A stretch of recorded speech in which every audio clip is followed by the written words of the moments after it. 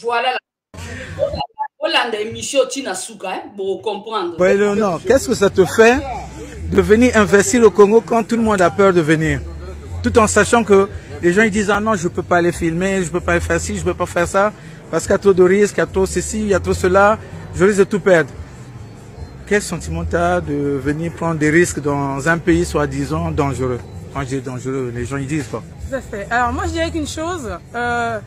Bonjour, bon après-midi, bonsoir. Elle nous beaucoup dans l'émission Bambote Nabino Yangwana. En tout cas, si on s'abonne à Tebo s'abonner, bon partager un peu l'émission et aussi la bien la famille. On est ensemble, on est en famille, en réseaux sociaux, donc on attend toujours coup dans toujours solo là et ça la bien quoi. Bah bisous Nabino, j'espère que vous allez bien. Émission au coup Nabino malamu nangolo nzambe.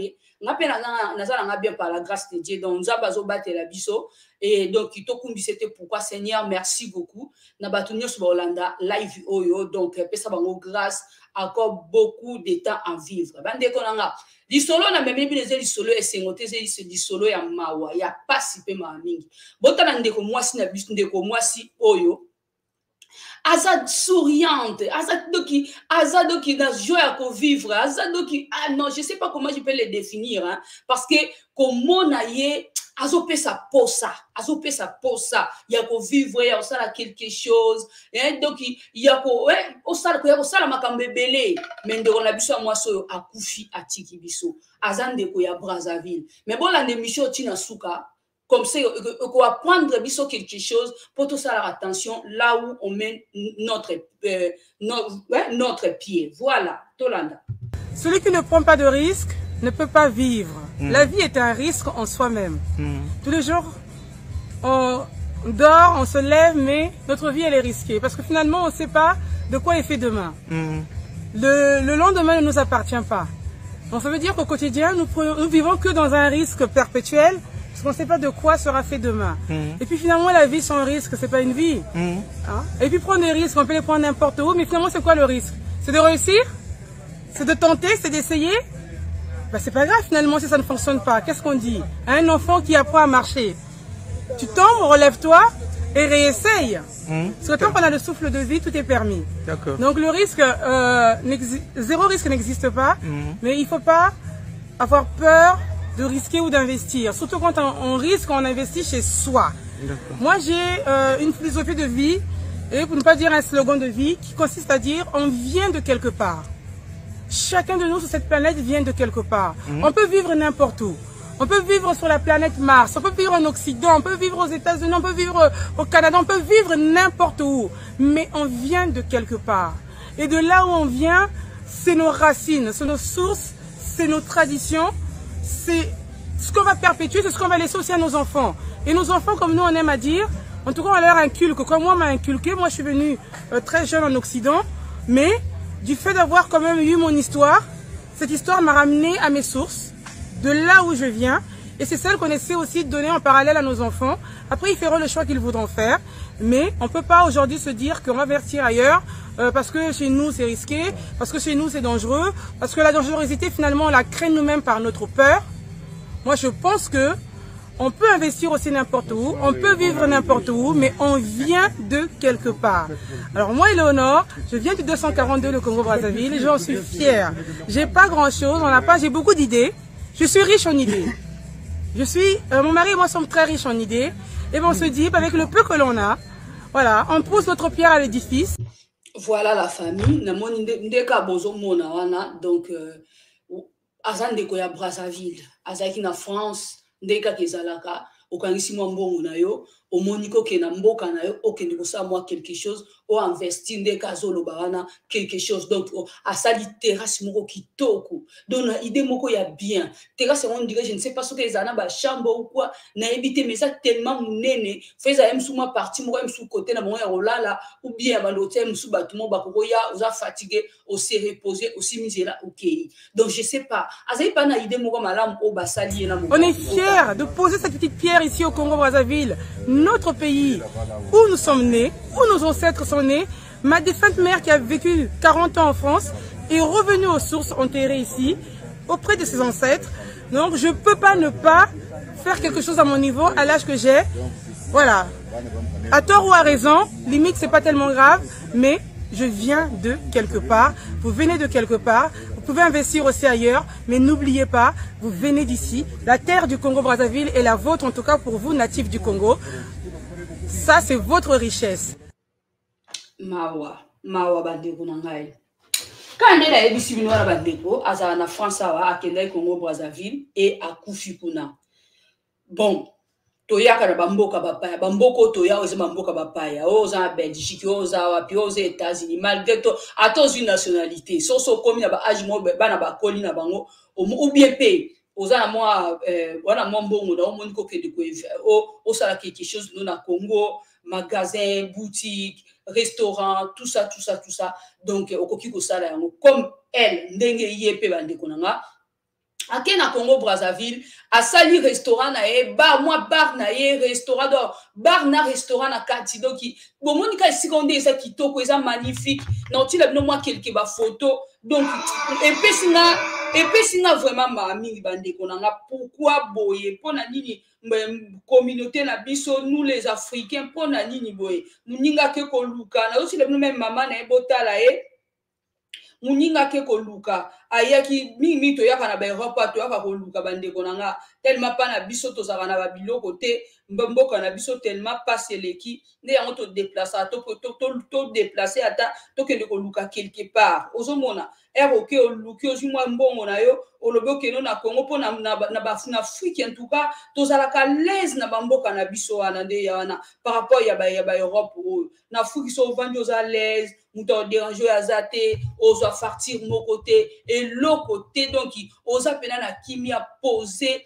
nande mo osaranate ya ombatu bazara pe quand même na rêve ya ko suya na temps to ya ki o luki ozuma quelque chose au monde ko zonga na mboka na yo okende ko sala moi moi restaurant na moi boutique moi nini moi hôtel na yo ba blog poko tsarambongo na yo ozo moi ya moyen ya ko vivre poso poko mukolo okenu na mboka na okenu ko vanda mais siko oye komilika mususu même na Congo Kinshasa ndeng moko na Congo Brazzaville pe komikaka ndeng moko tala idée na ye bozomona idée na ya zalaki nango o eza photo ya idée na ya azali donc asali loko moya ba quelque chose a boye asali ba bar moya boye ndeti na ba mboka ndeto ezalaka atie ba kiti restaurant zali okolia tout ça au meli aussi mizelo kei mutazu idée na ya kitoko boye asali restaurant na ende momoni a construire wana ali era ndenga ka ezalaka oke Congo ali bakei babomi yo bandeko nanga eza pasi penza pe ba mingi système comme na Brazzaville mama o soki mama nani la congolaise soki mama na bosani comme la congolaise boy awuti ko kufa tiki biso babomi e kaka batelaki epe poison akufa ki kuna na mboka na Brazzaville et du coup yepe bandeko nanga akenda ki tellement nga tongi nde monika ndenga tonga wana akenda na vacances akende ko visiter ko kenda ke kuna bandeko nanga babomi na poison donc eza vraiment pasi pe mingi li solo na e pesinga vraiment pasi et on a lobby Tomé Mayango bande kwa Brazza Congo bande kwa Congo Brazza balanda bande kwa Congo Kinshasa pe balanda po makambo ezo sala makaka na Congo Brazzaville te ou bien na Kinshasa te et ko bande ezo sala ma partout dozo mona comme Eleonore comme Eleonore donc aza vraiment donc il film bo moni ndenga zoloba moi si kitoko donc combattante na ndenga ko sala na te eza pasi botala mama na ye botala mama na ye botala et ya mami ya bolanda en fait parisien Beno le Kumputu, faut faire très attention parce que tu ne sais pas. Et puis bah Congolais bah au Brazzaville quand le bazar que mettons tout ça au Brazzaville si ce n'était juste un magasin tout quoi ou ménage tout quoi yoxela vacances mais c'est parce que nous avons des parents ici au pays. Chalo mona tasa retour tatula tatuizaka jusqu'à que la maman veut te suicider na bambange na bala mais sinon on peut décider que tout à l'heure pour Brazzaville comme tu yoxa vacances que le Canada que les États-Unis que le na kwa fona kani parce que c'est pas normal que par exemple ba kuiza mkujitela makanda mukujiyirika bana bima mukwese mukwedukshe bima mukwese mukwesabshe kanda vous êtes le premier mukubri bima mukwese poison mukwese kabwe. Regardez une femme comme Éléonore, une femme battante comme Éléonore. On rien du temps, on rien du temps. On rien du temps. Regardez la pauvre maman, on rien du temps. On rien du temps. On doit faire ça, on fait quoi, papa. Bomoni wana wazo abunza wana mama na bango. C'est pas vrai.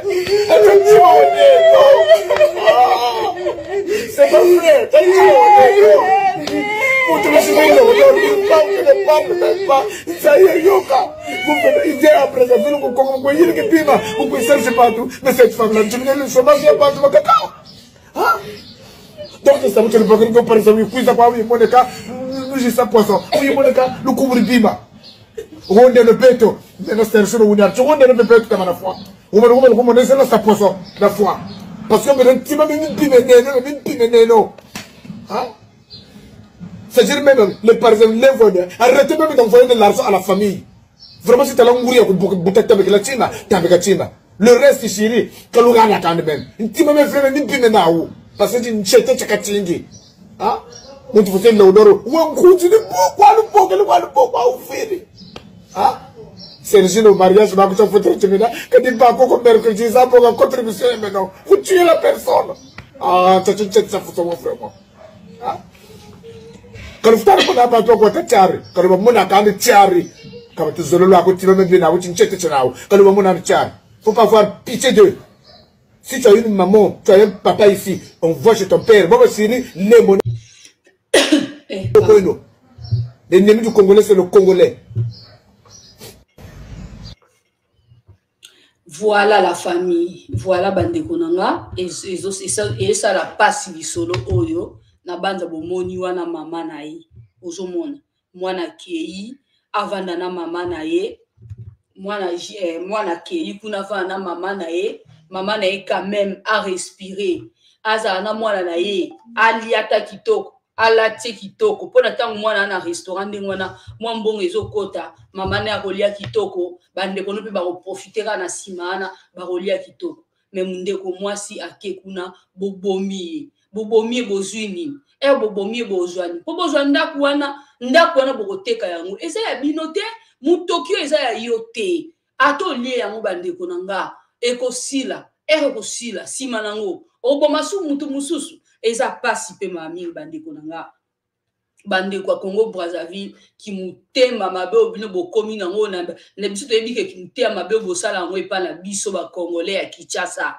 siko bokomi kosala yango bino na bino bokomi koboma na bino batu bayaka na Europe eza facilité hein bino so bokasa Europe yango kande bolobaka na ke bino bazaka bino na crédit bino basala ka boye mais bon ya kovanda te o mona pela ke mamu nazonga na Kinshasa kuna na Kinshasa ko bimisa mikate no bando sa mikate na yo mais awa la vie c'est pas facile hein batu préférer na bavana bona Kinshasa ke baya kovanda en Europe bomikosa ke na Europe batu bazo souffrir yo kasi po mutalo ngwazo ida ya kosala restaurant kuna ya Kinshasa be magasin be hotel no be lo mokabwe ekotila ke mbongesa ka pourquoi Paul oya kolo olongwa na ba merde oya Europe okiano na Congo kuna pona na Congo kuna osala l'aise au foot à fartite malgré tout moi ba mbongo ya moi ba mbongo ndambe futa magana ba kamba ba lwa wana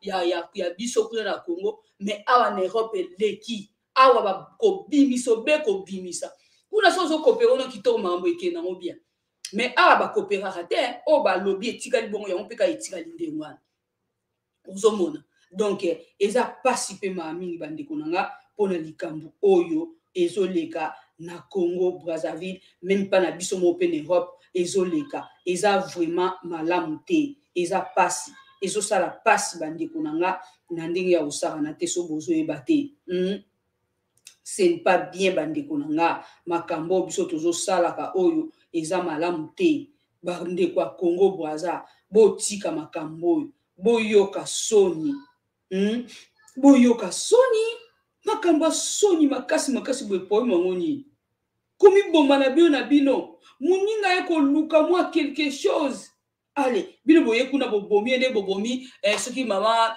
Louise la Congolaise wana na bosa ni kombo na ye wa uchi okufa na Congo Brazzaville wana obo uti ko boma wana donc bokomika so muta uti Congo kisa Congo ya uti poto aye kuna aya ko sota mo mupepe na ye ali bobomi ndenge mo pendenga uti ko bona banza bolandi na nini o moi ni video na tie liboso wana ndinga zoloba donc il faut prendre ba risque.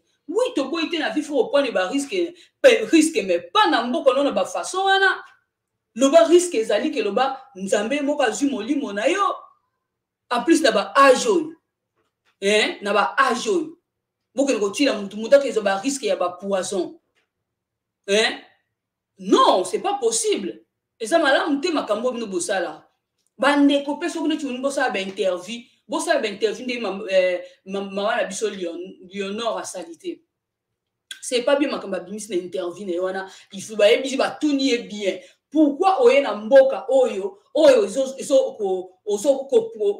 ko o baso ko boma batu o batu baso ko banga ko kede kuna yazolo baniko il faut prendre risque no risque na bandoki donc yebi pena ke siko zo kende na ba ko boma yo kekaka mais non